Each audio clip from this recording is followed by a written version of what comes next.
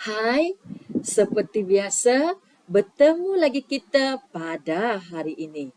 Assalamualaikum, salam sejahtera dan salam kasih sayang dari cikgu untuk semua murid cikgu yang berada di luar sana.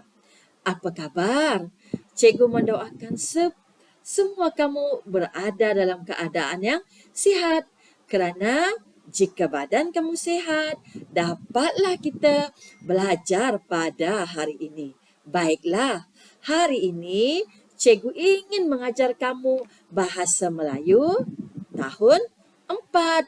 Dan sebelum itu, silalah ambil buku teks bahasa Melayu tahun 4 kamu dan buka pada muka surat 140. Apa yang ada terkandung dalam 140? Baiklah, seperti yang cikgu dan kamu semua nampak pada paparan dan pada kandungan buku teks bahasa Melayu kamu, hari ini cikgu ingin mengajar kamu menulis dengan tajuk buah kuning telur. Baiklah, apakah dia buah kuning telur? Aha, sebelum kita meneruskan dengan pengajaran kita pada hari ini, ingin sekali cikgu menerangkan apakah aktiviti kita pada hari ini. Aktiviti kita pada hari ini ialah membaca petikan dan melengkapkan grafik. Aktiviti kita yang pertama, kita membaca petikan yang telah disediakan kepada kita ini dengan tajuk buah kuning telur. Kemudian daripada petikan tersebut, kita melengkapkan grafik yang telah pun diberikan kepada kita dalam buku teks 140 Bahasa Melayu tahun 4. Baiklah, sebelum itu kita baca sama-sama dulu teks dan petikan yang bertajuk buah kuning telur. Bersama-sama dengan cikgu, kita baca petikan ini. Jiran Zara, Encik Rahim, baru pulang dari Sabah. Beliau menghadiahkan beberapa biji buah kuning telur sebagai oleh-oleh dari sana. Oleh sebab teruja, Zara terus mendapatkan maklumat tentang buah itu daripada internet. Inilah dapatan maklumat yang diperolehi oleh Zara melalui internet. Buah kuning telur. Buah kuning telur mempunyai kepanjangan antara 6 cm hingga 7 cm. Kulitnya licin dan nipis. Semasa putik, kulitnya berwarna hijau. Buah yang telah masak berwarna kuning atau jingga. Sebahagian pulpa buah ini pejal, manis dan berlemak setelah masak. Terdapat 1 hingga 4 biji kecil dalam sebiji buah. Buah ini mengandungi pelbagai nutrien seperti karotena, vitamin A, vitamin C, niasin, tiamin, karbohidrat, kalsium dan fosforus. Buah ini sesuai dimakan segar dan boleh dijadikan puding, jam atau kek cawan. Buah ini mudah didapati di Sabah dan Sarawak. Sumber Jabatan Pertanian Malaysia. Baiklah. Buah kuning telur hanya dan mudah didapati di negeri Sabah dan Sarawak. Buah kuning telur melalui petikan kita dapat mengetahui bahawa kepanjangannya antara 6 cm hingga 7 cm. Kulitnya pula licin dan nipis semasa putik, iaitu semasa belum masak. Kulitnya berwarna hijau. Buah yang telah masak berwarna kuning dan jingga. Terdapat 1 hingga 4 biji kecil dalam sebiji buah. Buah ini mengandungi pelbagai nutrien seperti karotena, vitamin E, vitamin C, niasin, tiamin, karbohidrat, kalsium dan fosforus. Yang mana semua nutrien yang terdapat dalam buah kuning telur ini sangat sesuai untuk pertumbuhan badan manusia. Dan buah kuning telur ini juga sedap dimakan segar dan boleh dijadikan puding, jam atau kek cawan. Itu adalah antara maklumat yang boleh kita perolehi daripada petikan ini tentang buah kuning telur. Kita sudah pun membaca petikan tentang buah kuning telur. Maka aktiviti kita yang kedua ialah melengkapkan grafik.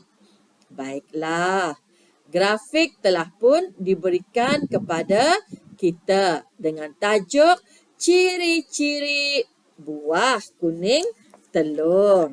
Baiklah, ada 4 ciri-ciri yang perlu kita simpan ke dalam peta grafik ini berdasarkan petikan yang telah pun kita baca bersama-sama sebentar tadi. Baiklah, cikgu menolong kamu semua untuk melengkapkan peta grafik ini dengan tajuk ciri-ciri buah kuning telur. Baiklah, yang pertama, pulpa.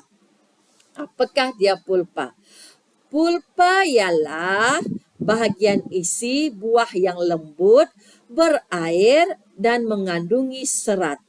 Itu maksudnya pulpa, seperti buah nangsat ke, buah rambutan ke, yang mana bahagian isi buah ni yang lembut, berair dan mengandungi serat. Tetapi sekarang kita hendak mengisikan maklumat ke dalam grafik ini tentang ciri-ciri buah kuning telur pulpa. Baiklah, pulpa. Bagaimana pulpanya? Kita tengok di sini. Okey. Bahagian pulpa buah ini pejal, manis dan berlemak setelah masak. Itu adalah maklumat yang perlu kamu tulis ke dalam grafik di bawah tajuk pulpa. Cikgu ulang sekali. Sekali lagi, pulpa berbentuk pejal, manis dan berlemak setelah masak. Itu adalah ciri buah kuning telur di bawah pulpa. Dan seterusnya, ciri buah telur di bawah biji juga. Kita tengok sama-sama. Terdapat 1 hingga 4 biji kecil dalam sebiji buah. Buah ini mengandungi pelbagai nutrien seperti karotena, vitamin E, vitamin C, niasin, tiamin, karbohidrat, kalsium, dan fosforus. Itu adalah ciri buah kuning telur dan kamu kena tulis di bawah grafik biji. Baiklah. Lagi sekali cikgu ulang. Ciri-ciri buah kuning telur di bawah biji. Maklumatnya berbunyi. Terdapat 1 hingga 4 biji kecil dalam sebiji buah. Mengandungi pelbagai nutrien seperti karotena, vitamin E, vitamin C, niasin, tiamin, karbohidrat, kalsium dan fosforus. Itu bolehlah kamu simpan ke dalam bahagian grafik biji tentang ciri-ciri buah kuning telur. Manakala bahagian saiz pula.